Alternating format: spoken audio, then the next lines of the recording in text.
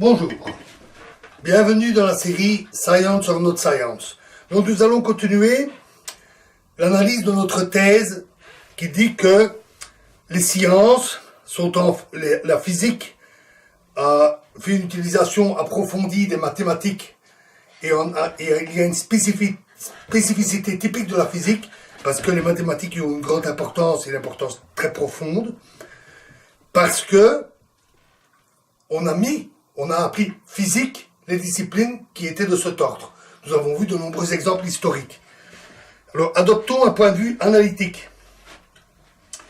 Si l'on regarde les disciplines frontières entre la physique et les autres sciences, à savoir chimie physique, géophysique, biophysique, etc., ces disciplines frontières ne peuvent pas être définies à partir de leur objet, tout simplement parce que cet objet est le même que celui qui est en chimie, en géologie, en biologie, etc. Donc on ne parlerait pas d'une discipline différente. On ne peut pas non plus les distinguer par leurs méthodes expérimentales, qui ne sont pas nécessairement spécifiques de tel ou tel domaine, et qui sont d'ailleurs en plus en évolution constante et très rapide. On ne peut seulement les distinguer que par leur type de conceptualisation, c'est-à-dire par une construction mathématiquement constituée. Alors, mettons en garde. Donc, on retrouve là, effectivement, le fait qu'on a appelé cette discipline truc physique parce que il y avait une construction mathématiquement constituée. Alors, mettons en garde contre quelque chose d'important. Il ne faut pas adopter une interprétation formaliste où on considérait que la physique serait inféodée aux mathématiques, qu'il y aurait une espèce de structure hiérarchique, les mathématiques étant au-dessus de la physique. Il ne faut pas oublier dans cette analyse le caractère expérimental qui est propre aux sciences de la nature. Si on prend par exemple un exemple avec l'astrophysique, l'astronomie est une discipline beaucoup plus ancienne que la physique. C'est même pratiquement la plus ancienne des disciplines scientifiques. Et elle fut longtemps considérée comme une discipline des mathématiques, une branche des mathématiques. Même après la naissance de la physique avec Galilée, l'astronomie était encore considérée comme une discipline mathématique. Ce n'est vraiment que, grosso modo, vers la fin du 19e siècle, que prit naissance l'astrophysique et que l'astronomie pure fut peu ou prou abandonnée. Elle est encore pratiquée, notamment par des amateurs qui d'ailleurs contribuent de manière importante à la science, par leurs très très nombreuses observations. Les comètes, par exemple, sont souvent découvertes par des amateurs et non par les professionnels. Et l'astrophysique a apporté à l'astronomie l'aspect expérimental, l'observation et toutes les techniques propres à la physique à un domaine qui était déjà mathématiquement constitué. Donc les déplacements des frontières qui se sont faits au cours du temps, fixant les domaines de la physique, se sont faits parfois dans les deux sens.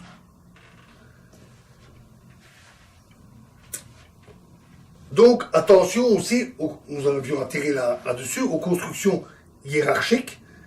On les utilise encore, elles sont nécessaires. Parce qu'elles trahissent surtout un besoin de comprendre les rapports entre les différentes sciences, entre les différents domaines, disciplines, dans un ensemble qui est extrêmement vaste et complexe.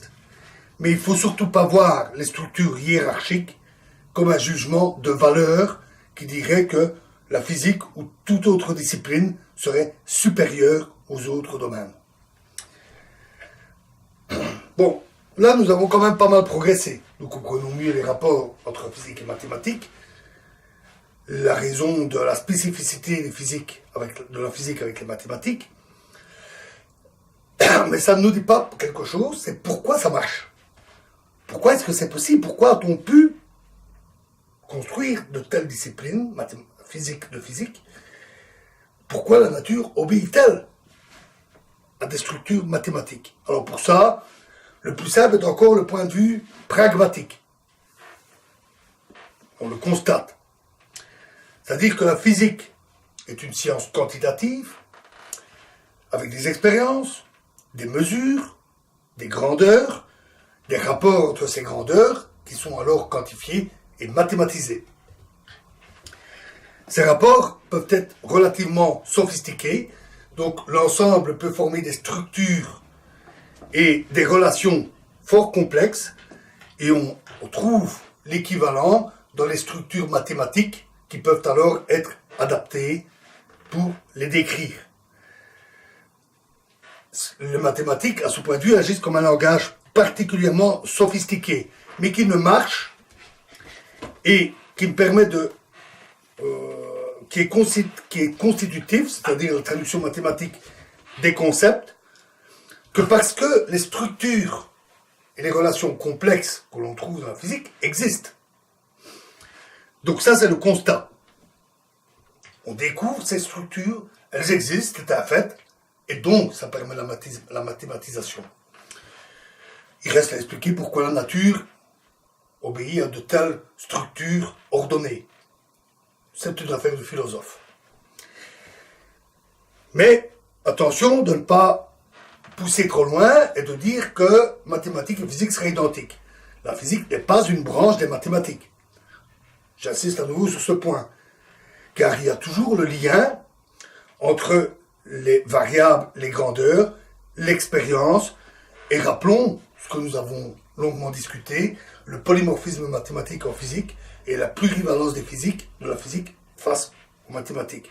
Et aussi, ce qu'avait relevé Feynman, que souvent on simplifie un domaine pour d'abord essayer de le comprendre avant de s'attaquer à des systèmes plus complexes, et ces simplifications permettent souvent les identifications des structures. Rappelons-nous ce que nous avons dit par exemple à propos des phénomènes linéaires qui ont leur pendant en mathématiques, qui peuvent être traduits, mais alors que la linéarité est souvent qu'une approximation. On peut dire que, en une phrase, un peu à l'emporte-pièce, que la physique est une science expérimentale, j'insiste bien sur ce point, la physique est une science expérimentale dont les mathématiques sont la langue maternelle. Et puis les mathématiques sont aussi un gage de rigueur, et de ce fait, de tout cela, les mathématiques sont absolument incontournables. On ne peut pas les éviter. On constate souvent chez des passionnés, des amateurs de la physique, qui regardent beaucoup de vulgarisation, qu'il y a une allergie aux mathématiques, une aversion. Parfois, c'est aussi le manque d'enthousiasme à faire un effort qui peut être considérable pour étudier un domaine, les mathématiques, qui ne les intéresse pas réellement. Certains vont jusqu'à dire, parce qu'ils veulent comprendre, ils veulent faire de la physique, ils voudraient découvrir des choses, ils vont jusqu'à dire, si on n'a pas pu l'expliquer sans mathématiques, alors c'est qu'on n'a pas compris. Bon. Mais on l'a vu, on en a discuté des courants qui ont existé à toute époque pour dématiser la physique, et ces espoirs étaient vains. Ça ne marche pas. Les structures complexes sont là, il faut les décrire, et donc il faut les mathématiques. D'ailleurs, pour prendre quelques exemples, est-ce qu'on vous demanderait combien de temps met la pierre pour chuter de cette hauteur-là, sans faire le calcul? Il faut forcément le calculer pour savoir en combien de temps elle va tomber au sol. Rappelons aussi tous ces exercices scolaires. Deux trains qui partent à telle heure, à quel moment vont-ils se croiser? C'est un exemple, en fait, de mathématiques, mais avec des objets physiques concrets, des trains, et on n'imagine pas obtenir le résultat sans faire le calcul. Rappelez-vous aussi les problèmes de robinet, cauchemar de certains étudiants, et donc qu'on a beaucoup caricaturé. Ça ne peut pas se résoudre sans un minimum de calcul. Et si pour des problèmes aussi terre à terre, aussi simples, on doit faire appel aux mathématiques. Pourquoi alors demander d'autres domaines infiniment plus sophistiqués et infiniment plus complexes? Pourquoi vouloir qu'il n'y ait pas de mathématiques dedans? Bien sûr qu'il y a des maths en mécanique quantique, en relativité, il y en a même beaucoup. C'est tout simplement inévitable. C'est comme ça. Alors un conseil. Supposons que je vous montre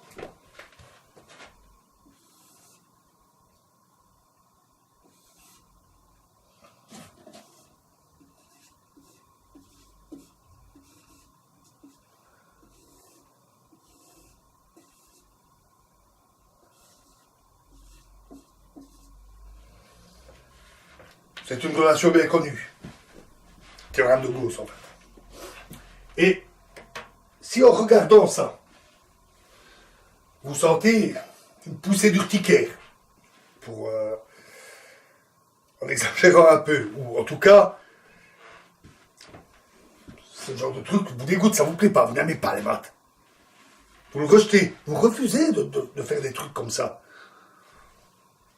Pourquoi pas? Mais dans ce cas, si la physique vous intéresse vraiment, si vous êtes vraiment intéressé par la physique, mais que vous ne supportez pas ça, qui est encore assez simple en fait, tournez-vous vers l'expérimentation. C'est l'autre volet.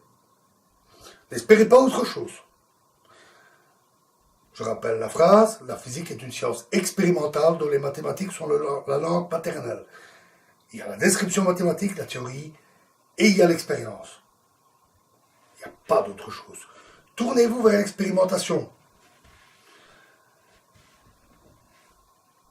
Il y a des exemples célèbres. Faraday. Il n'avait aucune connaissance mathématique. Il l'a d'ailleurs un peu déploré. Il n'avait pas de formation académique, pas de diplôme. Et il a eu un peu de mal à se faire reconnaître auprès de l'establishment, auprès des scientifiques. Mais il y est arrivé, parce que c'était un expérimentateur de génie. Il avait de l'or dans les mains, il savait expérimenter. Les phénomènes électriques, magnétiques, l'induction, il faisait des expériences qui passionnaient le public, qui permis de le faire connaître, mais qui permettaient aussi d'avancer dans la compréhension de ces phénomènes. Faraday est un pilier de l'histoire de l'électricité et du magnétisme. Et il ne connaissait rien aux maths. C'est Maxwell qui a mis sa théorie, ou plutôt les résultats de ses réflexions et de ses expériences, qui a mis tout cela en équation. Maxwell, après avoir écrit la théorie de l'électromagnétisme, un bouquin épais comme ça, en a envoyé un exemplaire à Faraday. Le titre du bouquin était intitulé « Théorie de l'électromagnétisme basée sur les champs de Faraday ». Alors, excusez-moi, j'ai probablement paraphrasé, je ne me souviens plus du titre exact. En grosso modo, c'est ça. L'électromagnétisme basé sur la théorie des champs des tubes de force de Faraday. Faraday a reçu ça alors qu'il travaillait encore comme simple employé dans un petit atelier. Il était plutôt jeune, il était même déjà assez âgé. Et on lui a apporté ça, son patron savait quel homme c'était. Mais bon, Faraday n'était pas dans une université, il n'avait pas de diplôme, pas de connaissances académiques. Donc il travaillait pour un patron qui le laissait souvent expérimenter tranquillement. Il lui a apporté le livre qui lui avait été envoyé. Quand Faraday a vu ça, il a pleuré. Donc voilà, l'expérience, c'est un noble métier.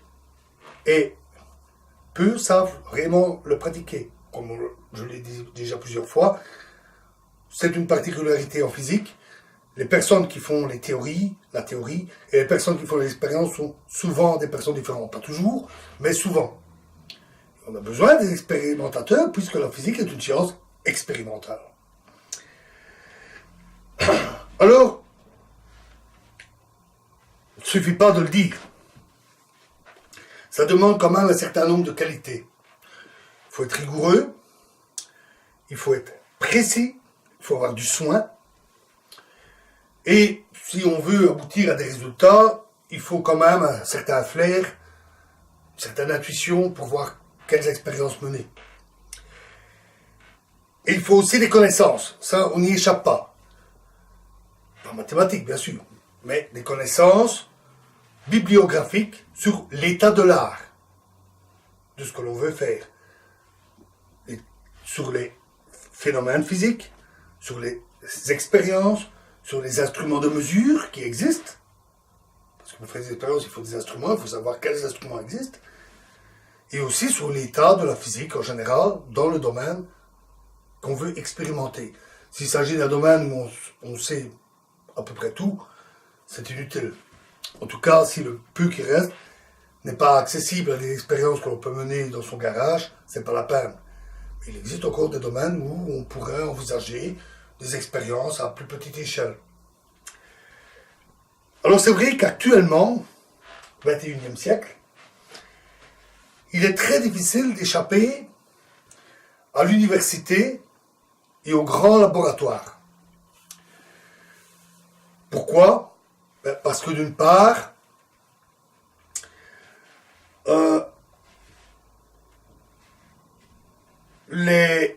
l'université permet d'acquérir facilement les connaissances bibliographiques dont je viens de parler, qui sont devenues considérables. On a plus de 2000 ans de science derrière nous. Hein.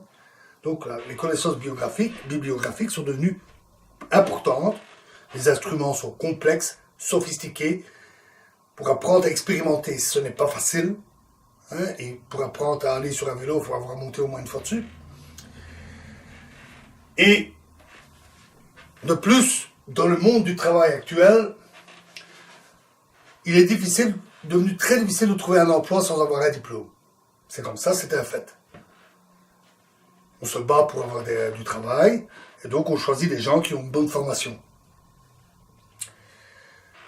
Il y a aussi le coût des instruments et du matériel en général pour expérimenter.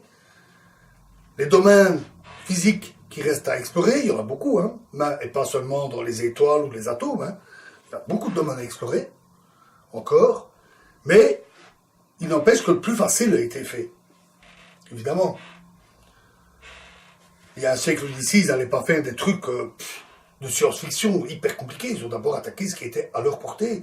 Donc tout ce qui était simple, ça a déjà été fait. Et le coût du matériel et des instruments, pour des domaines un peu sophistiqués, ça peut être rédhibitoire. Tout le monde n'est pas Crésus.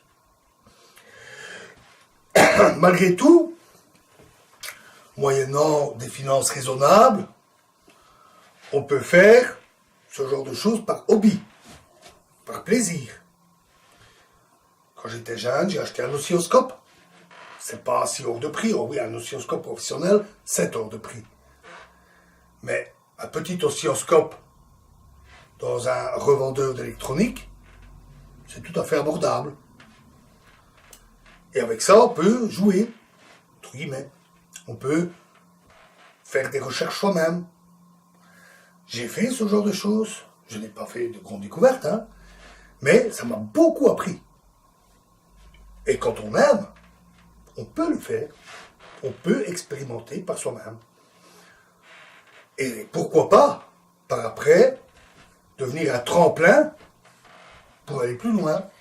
Moi, j'ai choisi la voie universitaire, mais ça peut être aussi un tremplin vers des collaborations et obtenir des moyens plus importants à condition de montrer et d'apporter du concret. Il existe souvent des collaborations privées pour de la recherche où on va engager un type, non pas parce qu'il a un diplôme long comme le bras, mais parce qu'il apporte du concret et du savoir-faire. C'est précieux. Donc, si vous aimez la physique et que vous n'aimez pas les mathématiques, n'hésitez pas. Utilisez vos mains. C'est un outil aussi puissant que le cerveau. Voilà. Donc nous allons finir avec physique et mathématiques. Dans la prochaine vidéo, nous discuterons d'un point qu'on entend souvent en science, qui est le terme de spéculation. Qu'est-ce que c'est et quel est le statut de la spéculation? Je vous remercie.